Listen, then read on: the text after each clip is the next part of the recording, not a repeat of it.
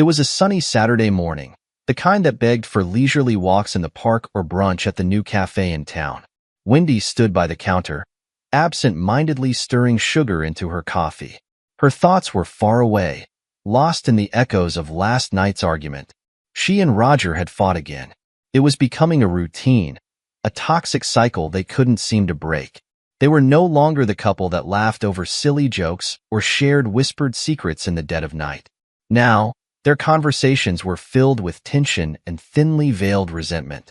Somewhere along the line, they had drifted apart, and Wendy had found comfort in someone else. As she stood there, the memories of last night played in her mind like a broken record. Roger had come home late, his mood dark and brooding. She had tried to talk to him, to bridge the growing chasm between them, but it had quickly devolved into yet another argument. They had hurled accusations at each other, their voices rising until the neighbors could probably hear every word. But beneath the anger, Wendy had felt a deep, gnawing sadness. This wasn't what she had signed up for when she married Roger. This wasn't the life she had envisioned. The buzzing of her phone on the counter snapped her back to the present. She glanced at the screen and felt a thrill shoot through her as she saw the name, Jason, her lover, the man who made her feel alive again, who had become her escape from the cold, loveless marriage she was trapped in. She quickly picked up the phone and read the message. Morning, beautiful. Can't stop thinking about our wild last night. When can I see you again? A smile tugged at the corners of her lips as she typed back, her fingers flying over the keyboard. Soon, I promise. Roger's being a pain as usual, but I'll find a way. As she hit send, she felt a pang of guilt. This secret life she was leading with Jason was thrilling. Yes, but it was also eating away at her conscience. Still, she couldn't bring herself to end it. Jason made her feel wanted, desired, something she hadn't felt in a long time with Roger. Just as she slipped her phone into her pocket, Roger entered the kitchen. His presence filled the room, tall and broad-shouldered, with that quiet intensity that had once drawn her to him. His dark hair was tousled, and the stubble on his jawline gave him a rugged, almost menacing look. He leaned against the counter, his eyes narrowing as he watched her. "Who are you texting?" he asked, his voice calm but with an edge that made her bristle. Wendy felt her heart skip a beat, but she quickly composed herself. "Just a friend," she lied smoothly, not missing a beat. She turned away from him, reaching for her coffee cup, hoping he wouldn't press further. Roger's eyes never left her. He was quiet for a moment, the tension in the room thick enough to cut with a knife. Wendy could feel his gaze burning into her back, and it took everything in her not to turn around and meet his eyes. "Do we have to do this every morning, Roger?" she asked, her tone exasperated as she finally turned to face him. She took a sip of her coffee, using the moment to steady her nerves.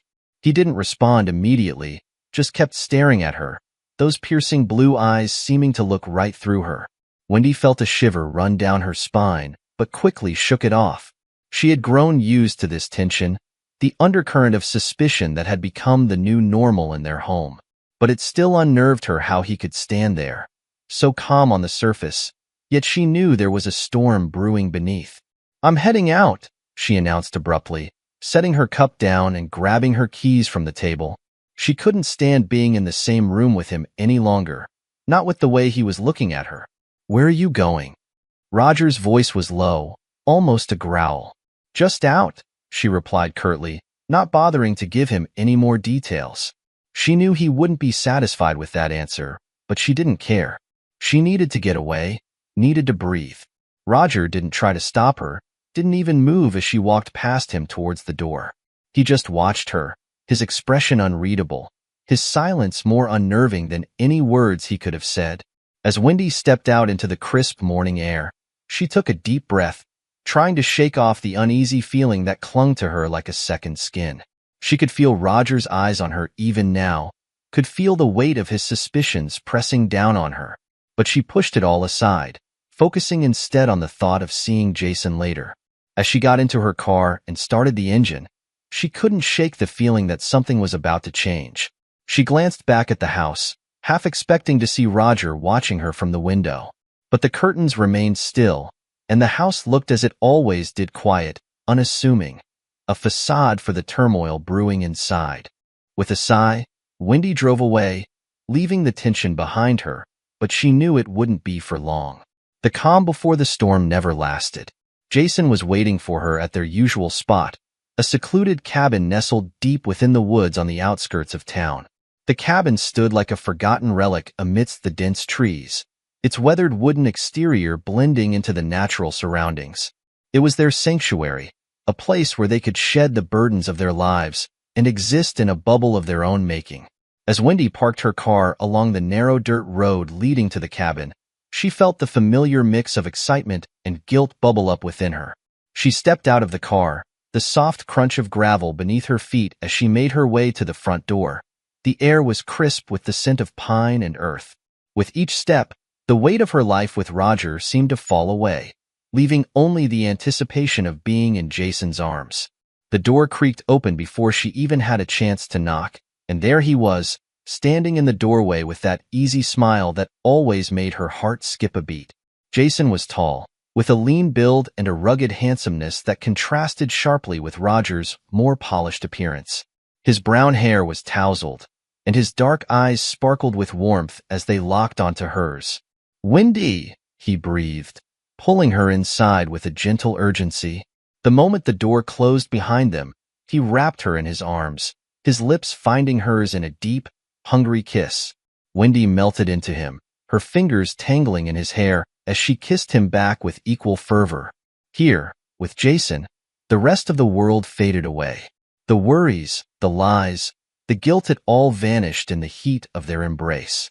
"I've missed you," Jason murmured against her lips, his breath warm and tinged with the faint scent of coffee.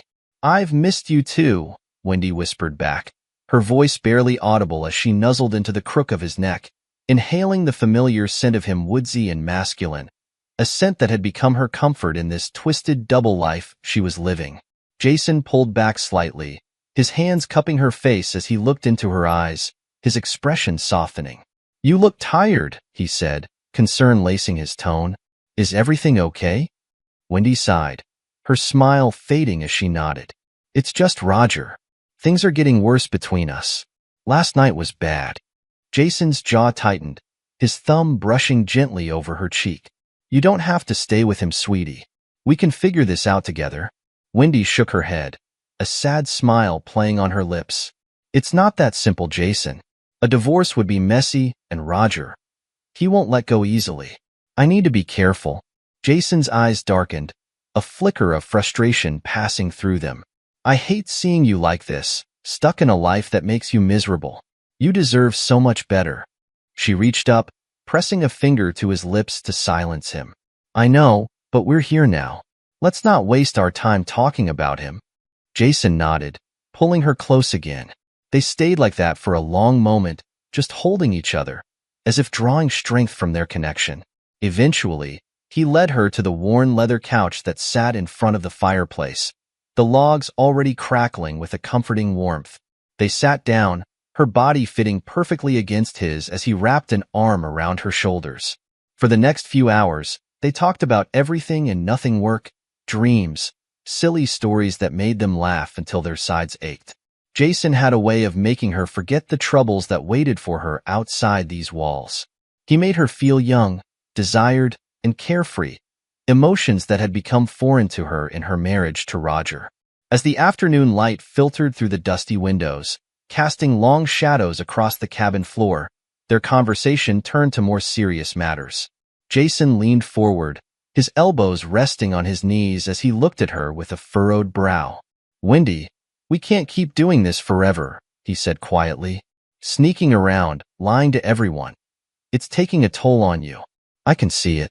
Wendy bit her lip, her heart heavy as she looked down at her hands, her fingers nervously twisting the silver ring on her finger, her wedding ring.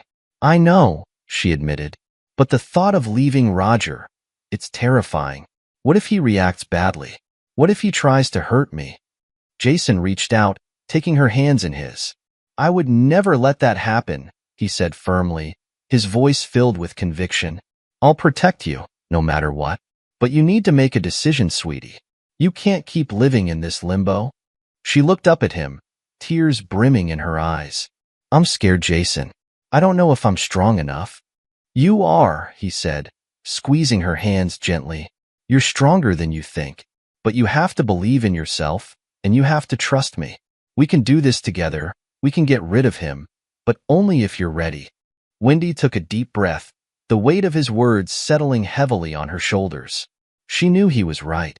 This affair, this escape from her reality, could only last so long. Eventually, she would have to face the consequences of her choices, and the longer she waited, the more complicated it would become. As the sun began to set, casting a warm, golden glow over the cabin, Wendy knew it was time to go. The hours they had stolen together had come to an end, and reality was waiting just outside the door. Jason held her close, his arms wrapped around her in a protective embrace. He's never going to let you go. You know that, right? Jason said, his voice serious, his breath tickling her ear. Wendy pulled back slightly, looking into his eyes, her jaw set in determination. He doesn't have a choice, she replied, her voice firm. I'm going to leave him. I just need more time. Jason kissed her again, softer this time, as if trying to memorize the feel of her lips. Be careful, sweetie. He's not the kind of man you want to cross. I will, she promised, her heart heavy as she reluctantly pulled away from him. I'll be careful. With one last lingering kiss, she left the cabin, the door creaking shut behind her as she stepped back into the cold, harsh reality of her life. That night, the drive back home felt longer than usual. Wendy's mind was a whirlwind of thoughts about Jason, their future, and the conversation they'd had earlier in the cabin. The excitement that usually accompanied their meetings was now tinged with a growing sense of dread. As she pulled into the driveway, the familiar sight of her home did little to soothe her nerves. She sat in the car for a moment, gripping the steering wheel, trying to calm the anxiety gnawing at her. Taking a deep breath, she finally got out and walked up to the front door, the night air cold against her flushed cheeks. The moment she stepped inside, she felt it a heavy, oppressive atmosphere that was as thick as the silence hanging in the air. The house was dimly lit, with only the soft glow of the living room lamp casting shadows on the walls. Wendy's heart skipped a beat, her instincts telling her that something was off. She closed the door behind her, her movements slow and deliberate, as if she were trying to delay whatever awaited her. Roger was sitting in the living room, his posture rigid, his hands clasped tightly in his lap. He wasn't watching TV or reading like he usually did at this hour.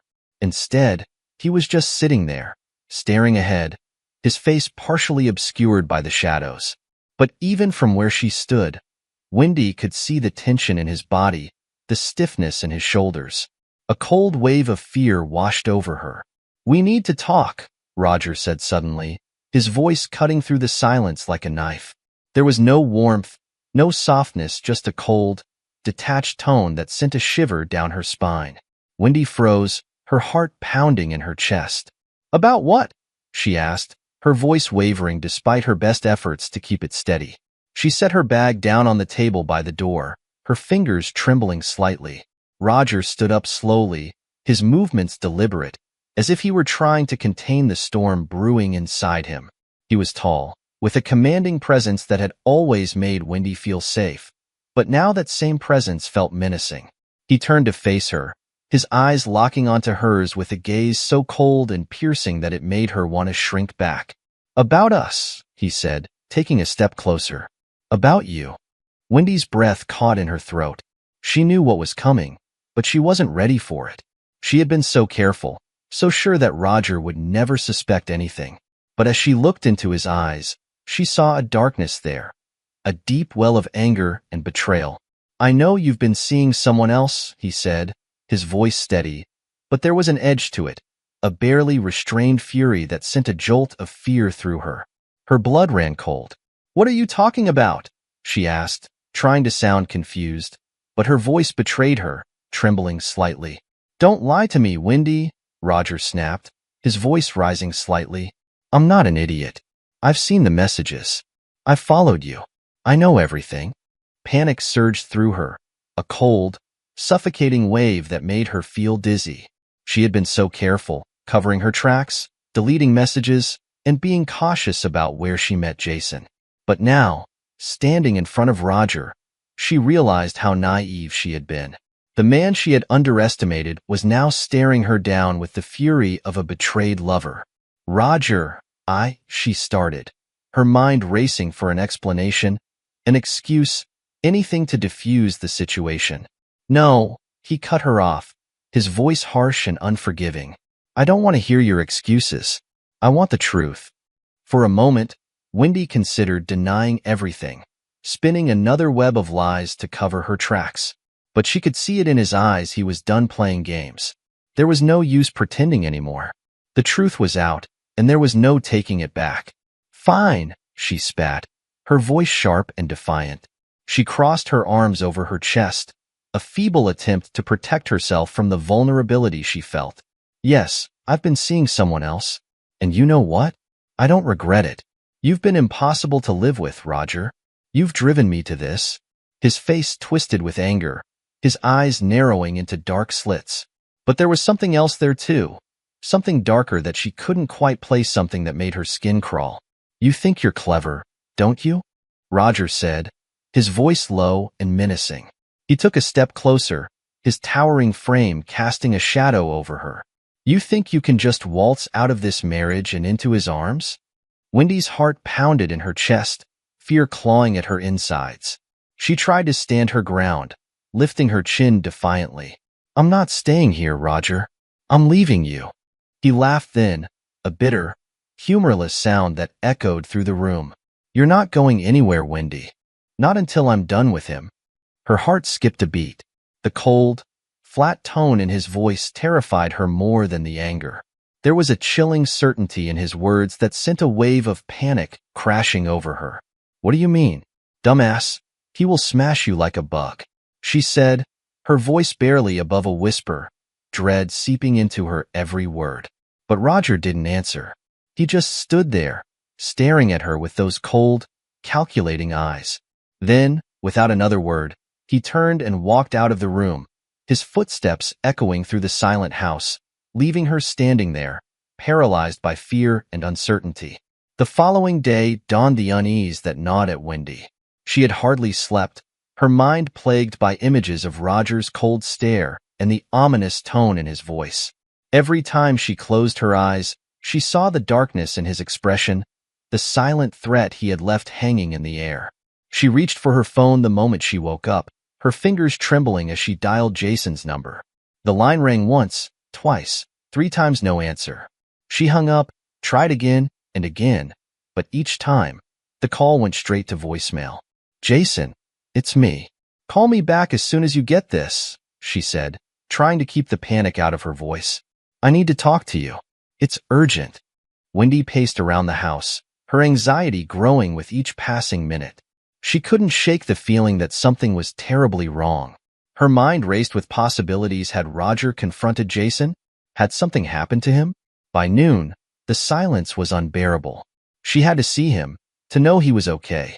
Grabbing her keys, she rushed out the door, her heart pounding in her chest. The drive to Jason's house was a blur of worry and fear. She kept checking her phone, hoping to see a missed call or a text, but there was nothing. When she finally turned onto his street, her stomach dropped. His car wasn't in the driveway, and the house was dark, the curtains drawn. Wendy parked on the curb, her hands gripping the steering wheel as she stared at the empty house. It looked abandoned, as if no one had been there in days. She hesitated for a moment, then got out of the car, her footsteps quickening as she approached the front door. She knocked, the sound echoing in the stillness of the afternoon. There was no response. Just as she was about to leave, her phone rang. She nearly dropped it in her haste to answer, her heart leaping when she saw Jason's name on the screen. Jason, where are you? I've been trying to reach you all day, she said, her voice a mixture of relief and frustration. There was a pause on the other end of the line, and then she heard his voice strained, panicked. Wendy, it's Roger. He's here. Her blood turned to ice. What? Where are you? I'm at my house, but his voice cut off abruptly, replaced by the cold silence of a dead line. Jason? Jason! Wendy screamed into the phone, but there was no response. The call had ended. Terror gripped her as she jumped back into her car, her hands shaking as she fumbled with the keys. The engine roared to life, and she sped towards Jason's house, her thoughts a chaotic mix of fear and desperation. What was Roger doing there? What had he done to Jason? She pushed the car to its limits, the world outside a blur of color and noise as she raced against the clock. When she arrived, the front door was ajar, hanging slightly open as if someone had left in a hurry. Wendy's heart pounded in her ears as she approached the door, her hand trembling as she pushed it open. The house was eerily silent, the only sound her own ragged breathing. She stepped inside, her eyes darting around the darkened rooms, every shadow a potential threat. "Jason," she called out, her voice small and scared, but there was no answer. Her footsteps echoed on the wooden floors as she moved through the house, the silence pressing down on her. The living room was the last place she checked, and when she saw him lying there on the floor, her breath caught in her throat. Jason's face was pale, bloodied, and bruised, his body twisted in a way that made her stomach churn. "Jason!" she gasped, rushing to his side, her hands shaking as she touched his shoulder. "Oh my God, what happened?" He groaned, his eyes fluttering open as he tried to focus on her. "Wendy, he did this." Tears welled up in her eyes as she looked around, trying to piece together what had happened. The room was in disarray, furniture overturned. A lamp shattered on the floor, and in the corner, she saw it. The object that had been used to violate Jason, discarded on the floor like a twisted trophy. It was a metal rod, sharp and brutal, smeared with blood. Wendy felt her stomach turn, while rising in her throat as the horror of what had been done to Jason hit her. She had to get him help, but her mind was reeling, the shock of the scene rendering her almost incapable of coherent thought. She fumbled for her phone, her hands slick with sweat as she dialed 911, her voice cracking as she tried to speak. "Please, you have to help us. My friend has been attacked. He's hurt badly," she managed to say, her voice barely a whisper. As she gave the operator the address, the sound of sirens in the distance filled the air. She looked down at Jason, her heart breaking at the sight of him, so vulnerable and broken. "I'm so sorry, Jason," she whispered, tears streaming down her face. "I should have known. I should have protected you." The sirens grew louder, and moments later, the police burst through the door, guns drawn, their voices loud and commanding as they assessed the situation. Wendy was pulled away from Jason, her screams echoing through the house as they tried to calm her down. She fought against their grip, her desperation to stay by his side overriding all else. "Please, help him. He needs help," she cried, but her words were drowned out by the chaos of the scene. All she could do was watch as the paramedics rushed to Jason's side, their voices urgent as they worked to stabilize him. In that moment, Wendy felt the full weight of what had happened, the consequences of her choices crashing down on her. She had thought she could keep her two worlds separate, but now they had collided in the most horrific way possible, leaving her with nothing but guilt, fear, and the haunting knowledge that she had brought this upon them. The harsh fluorescent lights of the hospital waiting room cast a cold, sterile glow over everything, making the white walls seem even more oppressive.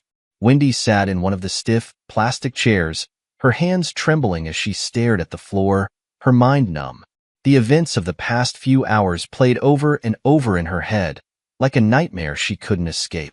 She had been questioned by the police, but the details were a blur, lost in the haze of shock and disbelief that gripped her. All she could think about was Jason, lying in that hospital bed, fighting for his life. The image of him, battered and broken, haunted her, replaying in her mind's eye every time she blinked. She had never imagined that her affair, something that had once felt so thrilling and forbidden, could lead to something so horrific. The waiting room was a world unto itself, a liminal space where time seemed to stretch and bend, each minute dragging on for an eternity. Other people were scattered throughout the room, families huddled together, a man with his head in his hands, a young woman nervously tapping her foot, but to Wendy, they were just shadows, background noise to the all-consuming dread that filled her. The door to the waiting room swung open, and Wendy's head snapped up, her heart leaping into her throat. A doctor in a white coat approached her, his expression grim, the lines of fatigue etched deeply into his face. He looked at her with a kind of weary compassion that made her stomach drop. "Are you Wendy?" he asked gently, though there was a firmness in his tone that suggested he had done this countless times before. "Yes," she whispered, her voice barely audible. She stood up, her legs feeling like they might give out beneath her. "I'm Dr. Roberts," he said, glancing down at the clipboard in his hand. "I'm overseeing Jason's care." Wendy nodded, her heart pounding in her chest. She could barely hear her own thoughts over the deafening roar of her blood rushing through her ears. "How is he?" she asked, her voice trembling. Dr. Roberts hesitated for a moment, choosing his words carefully. "He's in critical condition," he said finally, his tone serious but calm. "We've managed to stabilize him, but his injuries are severe. He lost a lot of blood, and there's significant internal damage. We're doing everything we can, but it's going to be a long road." Wendy nodded again, her eyes welling with tears. The doctor's words washed over her like a cold wave, numbing her to the core. She felt like she was drowning, each breath a struggle against the overwhelming tide of guilt and fear. "Can I see him?" she asked, her voice breaking. Dr. Roberts looked at her with sympathy. "He's in the ICU. Right now, he's sedated and on a ventilator. We need to monitor him closely for the next 24 hours. You can see him, but only for a few minutes." Wendy swallowed hard, the lump in her throat making it difficult to speak. "Thank you," she managed to say, her voice barely above a whisper. The doctor nodded and led her down a long, sterile corridor to the intensive care unit. The sound of her footsteps echoed off the walls, each step bringing her closer to the reality she wasn't ready to face. When they reached the ICU, Dr. Roberts gestured to a door at the end of the hall. "He's in there," he said softly. "Take your time, but remember, he needs rest." Wendy nodded, her stomach churning as she approached the door. She hesitated for a moment, her hand hovering over the handle, before finally pushing it open. The room was dimly lit, the steady beep of the heart monitor the only sound. Jason lay in the bed, his body almost unrecognizable beneath the bandages and tubes. His face was pale, his eyes closed, his chest rising and falling with the mechanical rhythm of the ventilator. He looked so fragile, so vulnerable, that it broke something inside her. "Jason," she whispered, her voice choked with tears. She moved closer, reaching out to gently touch his hand. His skin was cold, and the contact sent a shiver through her. "I'm so sorry," she said, her voice trembling. "This is all my fault. I never should have. I never meant for any of this to happen." The guilt was suffocating, a weight pressing down on her chest, making it hard to breathe. She had thought she could control the situation, that she could have her affair and keep it separate from the rest of her life. But she had been wrong terribly, tragically wrong. As she stood there, the reality of what had happened began to sink in. The man she had once loved, the man who had been her husband, had turned into something unrecognizable, a monster capable of unspeakable violence. And the price of her infidelity, of her lies and deception, had been paid in blood. Jason's blood. She stayed by Jason's side for as long as she could, holding his hand, whispering apologies and prayers, but it was clear that he was far beyond hearing her. The machines kept him alive, but the man she had fallen in love with was trapped somewhere beyond her reach. Eventually, a nurse came in and gently told her that visiting hours were over. Wendy nodded numbly, reluctantly letting go of Jason's hand. As she walked out of the room, the weight of what she had done settled heavily on her shoulders. Her life, once filled with excitement and passion, had been shattered in a matter of hours. The future she had dreamed of with Jason was now uncertain, a distant possibility overshadowed by the dark reality of the present. She had lost everything: her marriage, her lover, and her sense of self. As she walked back down the corridor, the sterile walls closing in around her, Wendy realized that nothing would ever be the same again. 2 days later, Wendy found herself summoned to the police station. She had anticipated this moment, knowing that the fragile lies she had built her life upon would eventually crumble. As she sat in the sterile, gray-walled interrogation room, facing the detectives, a strange sense of calm washed over her. Everything had already fallen apart. There was nothing left for her to lose. The lead detective, a middle-aged man with a stern face softened by the weight of his years in the force, leaned forward, his eyes fixed on her. "Mrs. Anderson," he began, his voice steady but probing. "We've reviewed the evidence and spoken to your husband. He's confessed to attacking Jason, but he claims it was in self-defense." Wendy's hands clenched into fists on the table, anger flaring inside her like a wildfire. Self-defense? He brutally essayed Jason. How can he claim that? Her voice trembled with fury, each word laced with disbelief. The detective exchanged a glance with his partner, a younger woman who had been quietly observing. "He claims Jason attacked him first," the detective continued, "and he acted in the heat of the moment." "That's a lie." Wendy spat, her voice rising with each word. "Roger planned this. He knew about the affair, and he wanted to punish Jason. He didn't act in self-defense. He acted out of revenge." The room fell silent, the tension thick enough to cut with a knife. The detective studied her, his eyes searching her face for any sign of deception. Finally, he spoke, his voice calm but cautious. "We believe you, Mrs. Anderson, but without concrete evidence, it's going to be his word against yours." Wendy's mind raced. She knew Roger had always been meticulous, careful to cover his tracks, making sure no evidence could ever be traced back to him. But there had to be some piece of the puzzle that could expose him for the monster he had become. "I'll testify," she said, her voice steady, though her heart pounded in her chest. "I'll tell the court everything. Roger's manipulation, his threats, everything." The detective nodded, a hint of respect in his eyes. "We'll do everything we can to make sure justice is served, but you need to be prepared for a long and difficult trial. This won't be easy."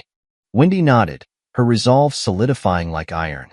She had been a fool to think she could escape from Roger without consequences, but now she was determined to see it through to the end, no matter what it took. As she left the police station, the cold wind biting at her skin, Wendy felt an unexpected sense of relief. The truth was out, and there was no going back. She would fight for Jason, for the life they had dreamed of together, and for the justice that Roger deserved. But even as she steeled herself for the battle ahead, a gnawing ache remained in her heart. The scars of this ordeal would never fully heal. She knew that. The price of her betrayal had been steep, and the weight of it would be hers to bear for the rest of her life.